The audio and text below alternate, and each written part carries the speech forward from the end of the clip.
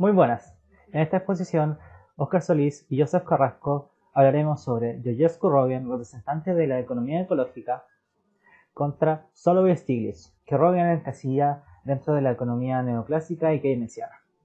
Lo que veremos a continuación empezará con una crítica que Dr. Daly le realiza a Solovey Stiglitz basado en los postulados de Georgescu Roegen. Dentro de la teoría económica neoclásica y keynesiana se tiene la concepción de que para poder producir más solamente se requieren acumular más factores productivos como son el capital y el trabajo. Por otra parte, la economía ecológica recalca que se requieren materias primas para producir, que a su vez generan residuos de materiales, y en el proceso productivo también se consume energía útil. Los de la economía ecológica ejemplifican esto con el ejemplo del panadero, en el cual según ellos, según la economía neoclásica, para poder producir más o fabricar un pastel más grande, lo único que requerirá será una batidora o amasadora más eficiente y un horno más grande y eficiente. Sin tener en cuenta la harina, huevos, levadura y otros materiales y otros insumos para su fabricación. Además, no se considera tampoco la energía utilizada por el horno, ya sea eléctrica o gas natural, ni siquiera leña. Agregado todo esto, el panadero ni siquiera tiene que limpiar, puesto que no queda harina por la mesa, ni tampoco existen las cáscaras de huevo. A continuación, revisaremos la réplica de Robert Solow a Dr. Daly. Este economista, seguidor de la teoría neoclásica, realizó una crítica a lo que anteriormente expuso Dr. Daly respecto a la inclusión de los recursos naturales en la función de producción. Entre sus principales postulados está la sustitución de recursos no renovables por recursos renovables y capital. Él cree que este es uno de los aspectos más importantes para no limitar el crecimiento de las economías, ya que los recursos renovables con un buen manejo se pueden aprovechar de mejor forma que los no renovables, ya que estos últimos se hacen más costosos mientras más escasos se vuelvan, debido a que las reservas son limitadas y en algún momento se acabarán. Otro postulado habla acerca de que la maquinaria reduce el desperdicio o también permite el uso de materiales previamente inviables. Además, ya que puede existir alguna sustitución directa de capital por insumos de recursos. Estos ya sabemos muchas veces escasos. El otro principal corresponde a la eficiencia de los factores productivos en la utilización de los recursos naturales. Ahora veremos la réplica de Joseph Stiglitz. En su respuesta a Dr. Daly, Stiglitz confirma estar preocupado por la degradación ambiental y el despilfarro de los recursos naturales o de cualquier tipo, pero expone una visión de largo plazo respecto al crecimiento poblacional en las próximas décadas. Stiglitz cree en la optimización de los suministros de recursos a través del aumento de la tecnología, investigación y desarrollo y capital, para así satisfacer las crecientes necesidades de una población que está en constante crecimiento, pero con un suministro limitado de recursos naturales. Este economista tiene un pensamiento parecido a Solow con respecto a la sustitución de recursos naturales por capital físico y tecnología. Esto lo explica a través de un ejemplo muy simple. Las latas de gaseosa en un comienzo estaban hechas casi en su totalidad de aluminio, que corresponde a un recurso no renovable, y hoy, gracias a la tecnología, se utiliza mucho menos de esta materia prima para fabricar la misma lata de gaseosa. Ahora veremos la respuesta del Dr. Daly. El economista realizó una publicación en respuesta a lo expuesto anteriormente por Solow y Stiglitz, a través de una presentación de una entrevista de 5 preguntas que le realizó a Solow y un pequeño comentario a la visión de Stiglitz, diciendo que efectivamente los próximos 50 años son decisivos para la humanidad, como expuso Stiglitz, pero es en este periodo en el cual se debe cambiar la dependencia de combustibles fósiles por energías renovables, principalmente a la energía solar de baja entropía. A continuación, resumiremos las 5 preguntas y respuestas de la entrevista que realizó el Dr. Daly a Solow. En la primera pregunta, el Dr. Daly y Solow están de acuerdo en que la economía debe respetar el balance de masas. una de las leyes de la termodinámica.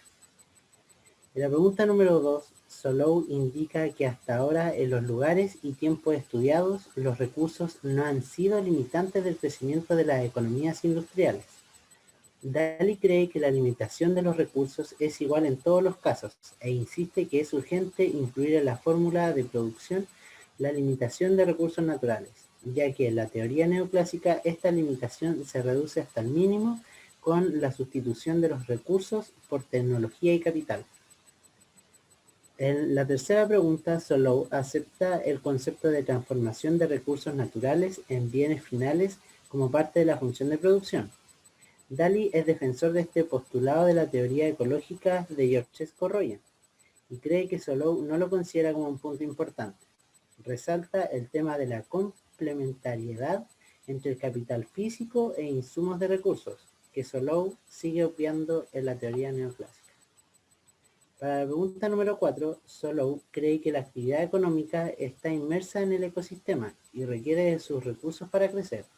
Daly no confía en su respuesta, ya que el modelo de crecimiento neoclásico considera un crecimiento infinito a través de la teoría macroeconómica en un mundo que cuenta con recursos finitos. En la última pregunta, Daly pregunta a Solow si cree en la ley de entropía. Este responde que sí, pero que no es relevante para la época en que estamos inmersos. Además, cree que la energía no es completamente aprovechable, ya que existe un límite en la transformación. Esto también en las expectativas de reciclaje y aprovechamiento de los recursos inútiles, comúnmente llamados desechos. Daly comenta que no le extraña esta visión en alguien que cree en el jardín del Edén. Este es un eufemismo que utiliza para referirse a los economistas neoclásicos que no consideran importante la limitación de recursos renovables y no renovables. La visión de Colin Clark. Clark es bastante crítico con el sistema económico actual, que todavía cree en los postulados de la teoría económica neoclásica con funciones de producción estilo Cobb-Douglas que representan un crecimiento perpetuo en el largo plazo, sin darle importancia al agotamiento de los recursos del planeta. Si bien aclara que Solow y demás académicos utilizan estos modelos de producción únicamente en un periodo intermedio de 50 o 60 años, Clark se pregunta que si es sostenible el crecimiento económico de aquí a 50 o 60 años.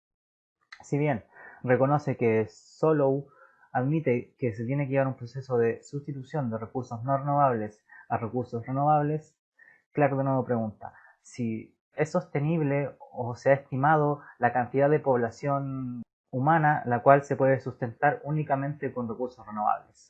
Es más, recalca que los recursos no renovables, como el petróleo y los minerales, no parecen estar en peligro de agotarse pronto. Sin embargo, los recursos renovables están en peligro en todo el mundo, especialmente en los países subdesarrollados en los cuales se han agotado estos recursos tales como bosques y fauna para generar crecimiento económico y que experimentarán un proceso de sustitución de recursos renovables a recursos no renovables para poder generar crecimiento económico explotando minas y demás. Finalmente, llegamos a los comentarios de Mick Cameron. Cameron señala que existen dos similitudes generales entre el Dr. Daly con Solow y Stiglitz. La primera es que todos ellos concuerdan en que la actividad económica se sustenta en la extracción e inserción de recursos en el medio ambiente. Por lo tanto, la economía estará sujeta a las leyes de la naturaleza. El segundo punto es que todos ellos piensan que la clave de las perspectivas económicas en el largo plazo es el de las posibilidades de sustitución en la producción.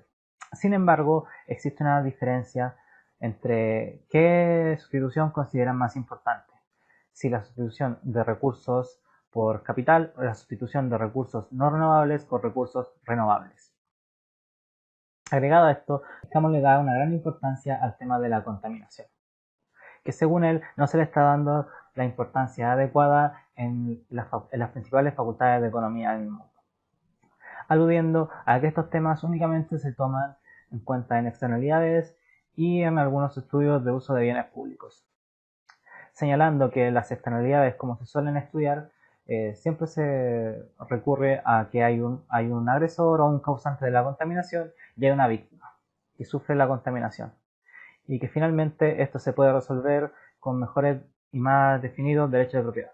Sin embargo, señala que no todos los problemas de externalidades se pueden solucionar de esta manera.